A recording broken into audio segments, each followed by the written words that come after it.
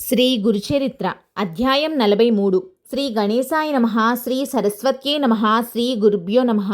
శ్రీ గురుడు సాయందేవునితో చెప్పిన ఆ వ్రత విధానం సిద్ధయోగి ఇలా తెలిపారు. ఈ అనంత వ్రతము ఆచరించడం వలన ఎందరికో అభిష్టాలు సిద్ధించాయి. దీని వలన ధర్మరాజు తాను కోల్పోయిన రాజ్యమంతా తిరిగి పొందగలిగాడు. పాండుపుత్రుడైన ధర్మరాజు కపటజూదంలో ఓడిపోయి తన తమ్ములను ద్రౌపదిని తీసుకొని ఘోరమైన అడవి ప్రాంతాలకు వెళ్ళి ఎన్నో కష్టాలు అనుభవించాడు. అయినప్పటికీ వారంతా శ్రీకృష్ణుడే తమకు గతి అని దృఢంగా విశ్వసించారు. దుర్యోధనుడు మొదలైన వారు వాళ్ళ రాజ్యం అపహరించి పరాభవించి అడవులకు పంపడమే కాకుండా వారిని ఇంకెన్నో రీతులు కష్టపెట్టారు. వారు కడుపు నిండా భోజనమైనా లేక బాధపడుతుంటే వారి పుణ్యం కూడా నశింపచేయమని దుర్వాస మహర్షిని పురిగొలిపి వారిపైకి పంపారు. ఒకప్పుడు ధర్మాత్ములైన పాండవులపై దయతో శ్రీకృష్ణుడు వారి వద్దకు వెళ్ళాడు. పాండవులు అతనిని పూజించి, స్వామి, నీవు భూభారం తొలగించడానికే అవతరించావు. మేము మీకు ప్రాణ సమానులమైనప్పటికీ ఈ అడవిలో దాగి ఉండవలసి వచ్చిందేమిటి? నీవే ఉపేక్షిస్తే మాకింక దిక్కెవరు అని బాధపడ్డారు. ద్రౌపది కూడా తమకు కష్టాలు తీరే ఉపాయం చెప్పమన్నది. శ్రీకృష్ణుడు వారిని కరుణించి ఇలా చెప్పారు. నేనే అనంతుడను, సర్వవ్యాపిని. త్రిమూర్తులు, చతుర్దశ భువనాలు ఆకాశం వలె అనంతుడనైన నా యందు ఉన్నాయి. అట్టి సర్వాంతర్యామిగా అనంతుడుగానున్న నన్ను గుర్తించి నిష్టగా వ్రతం చేసుకుంటే మీ అభిష్టాలన్నీ నెరవేరుతాయి, మీ కష్టాలు తీరుతాయి. ఈ అనంతవ్రతం భాద్రపద శుద్ధ చతుర్దశి నాడు మధ్యాహ్న సమయంలో భక్తితో ఆచరిస్తే మీ రాజ్యం మీకు లభించగలదు. పూర్వం కృతయుగంలో వశిష్ఠ గోత్రానికి చెందిన సుమంతుడు అనే ఋషి ఉండేవాడు. అతనికి సుశీల అనే కూతురు ఉండేది. ఆమె జన్మించిన కొద్ది కాలానికే అతని భార్య దీక్షాదేవి చనిపోయింది. సుశీల తండ్రి వద్దనే పెరుగుతూ భక్తి శ్రద్ధలతో పూజలు చేస్తుండేది. సుమంతుడు తన కర్మానుష్ఠానానికి భంగం రాకుండా ఉండేందుకు రెండవ వివాహం చేసుకున్నాడు. కానీ ఆమె గయ్యాలి. ఎప్పుడూ భర్తతోనూ సవతి కూతురుతోనూ పోట్లాడుతుండేది. కొంతకాలానికి సుమంతుడు తన కుమార్తెను వేదశాస్త్ర పారంగతుడైన కౌండిన్యునికి ఇచ్చి వివాహం చేశాడు. కానీ అతని భార్య పెట్టే బాధలకు ఓర్వలేక కౌండిన్యుడు వేరొక చోట కుటీరంలో కాపురం ఉండదలిచాడు. అయినా కూతురు కాపురానికి వెళ్ళే రోజు కూడా దోవబత్తేనికి కించిత్తు పేలపిండి అయినా ఇవ్వడానికి ఆమె అంగీకరించలేదు.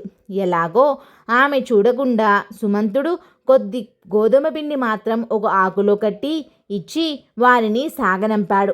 మరుసటి రోజు మధ్యాహ్నం ఒక ఏటి వద్ద ఆగి కౌండిన్యుడు స్నాన సంధ్యాదులు గావించుకున్నాడు. అక్కడ కొందరు స్త్రీలు ఎర్రని చీరలు కట్టుకొని కలశాలు పెట్టి పూజిస్తుంటే సుశీలాదేవి విచారించగా తాము అనంతవ్రతం చేస్తున్నట్లు చెప్పారు. ఆమె కోరిక మీదట ఒక ముత్తైదువ ఆ వ్రత విధానం ఇలా చెప్పింది. ప్రతి భాద్రపద శుక్ల చతుర్దశి నాడు 14 ముడులు వేసిన ఎర్రని తోరం సిద్ధం చేసుకుని ప్రవహించే నీటిలో స్నానం చేసి ఎర్రని చీర కట్టుకొని ఆకులతో ఒక కలశం స్థాపించాలి. ఒక కొత్త వస్త్రం మీద గంధంతో అష్టదళ పద్మం గీచి దానిపై దర్భలతో చేసిన సర్పాకృతి నుంచి శేషసాయి అయిన చతుర్భుజుని ద్వాదశాక్షరి మంత్రంతో కానీ పురుష సూక్త విధానంతో కానీ యథాశక్తి పూజించాలి. తరువాత ఆ తోరము కుడిచేతి కట్టుకొని పాత తోరం విసర్జించాలి. తరువాత గోధుమ పిండి వంట నివేదించి దక్షిణతో సహా ఒక వేద విప్రునికి దానమియ్యాలి. తరువాత యథాశక్తి బ్రాహ్మణులకు భోజనం పెట్టాలి. ఇలా 14 సంవత్సరాలు చేశాక 14 కుండలు దానమిస్తే అన్ని పురుషార్థాలు సిద్ధిస్తాయి. ఇలా చెప్పి ఆ ముత్తైదువ సుశీలాదేవి చేత కూడా అనంతవ్రతం చేయించింది. తరువాత ఆమె తన భర్తతో కలిసి బయలుదేరింది. ఆ వ్రత మహిమ అన్నట్లు దారిలో ఒక పట్టణంలోని పౌరులు ఆ దంపతులకు ఎదురొచ్చి వారినక్కడే ఉండమని ప్రార్థించారు. అక్కడ కొంతకాలం కౌండిన్యుడు శ్రీమంతుడై సుఖంగా నివసించాడు. ఒక రోజున కౌండిన్యుడు తన భార్య చేతికున్న తోరం చూచి, ఇదేమిటి, నన్ను వశం చేసుకోవడానికి ఈ ఎర్రని తోరం ధరించావా ఏమి అని అడిగాడు.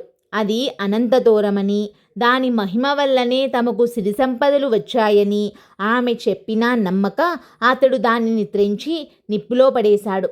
కొద్ది కాలంలో వారింట దొంగలు పడి సర్వము దోచుకుపోయారు. అప్పుడు కౌండిన్యుడు తన తప్పిదము గుర్తించి ఎలాగైనా అనంతుని దర్శించి ఆయనను శరణు పొందనిదే భోజనమైనా చేయనని శపథం చేసి అనంత అనంత అని కేకలు వేస్తూ ఒక అడవిలో వెతకసాగాడు. దారిలో ఒక చోట పూతకాయలు కాయని ఒక పెద్ద మామిడి చెట్టు చూచాడు. అదేమి చిత్రమో గాని దాని మీద ఒక్క పక్షినా వాలలేదు. కౌండిన్యుడు అనంతుడు ఎక్కడా అని అడిగగా ఆ చెట్టు నాకే ఆయన దర్శనం లభించలేదు అని చెప్పి నీకు కనిపిస్తే నా దుస్థితి గురించి ఆయనకు నివేదించు అని చెప్పింది. ఆ ముని మరొక చోట ఒక గడ్డి పరకైనా కొరకని ఆవును దూడను చూచి వాటిని అడిగాడు. అవి కూడా అలానే చెప్పాయి. మరొక చోట అటువంటి ఆంబోతే కనిపించి అలానే చెప్పింది. ఇంకొంత దూరం వెళ్ళాక కౌండిన్యునికి 2 కొలనులు కనిపించాయి. ఒక దానిలోని నీరు మరొక దానిలోకి ప్రవహిస్తున్నది. వాటి దగ్గర ఎక్కడా ఒక్క కొంగైనా వాలడం లేదు. అవి కూడా అనంతుని గురించి అతనికి అలానే చెప్పాయి. తర్వాత ఒక గాడిద ఒక ఏనుగు కనిపించి అనంతుడు తమకెక్కడా కనిపించలేదన్నాయి. చివరకు అలసిపోయిన కౌండిన్యుడు ఒక చోట కూలబడ్డాడు. అప్పుడు ఒక ముసలివాడు అతనిని చెయ్యి పట్టి లేవదీసి అనంతుని చూపిస్తాను రమ్మని ఒక అందమైన పట్టణంలోని రాజభవనంలో సింహాసనం పైనున్న ఒక సుందర విగ్రహుని చూపించాడు.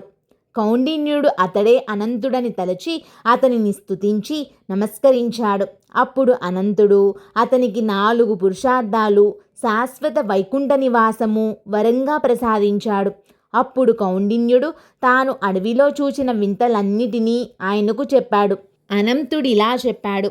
పూర్వము ఒక విప్రుడు విద్వాంసుడై కూడా ఎవరికీ విద్య నేర్పకుండా తన కాలమంతా శాస్త్రవాదాలతోనే గడిపాడు. అందుకతడు మరుజన్మలో ఆ వ్యర్థమైన మామిడి చెట్టై అడవి పాలయ్యాడు. చవిటి నేలను దానమిచ్చినవాడు మరుజన్మలో మేతమేయని పశువయ్యాడు.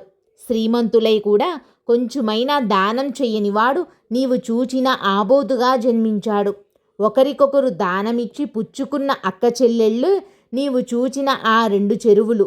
క్రోధము వహించినవాడు గాడిదగాను, మదించి విచ్చలవిడిగా ప్రవర్తించినవాడు ఏనుగుగాను జన్మించారు.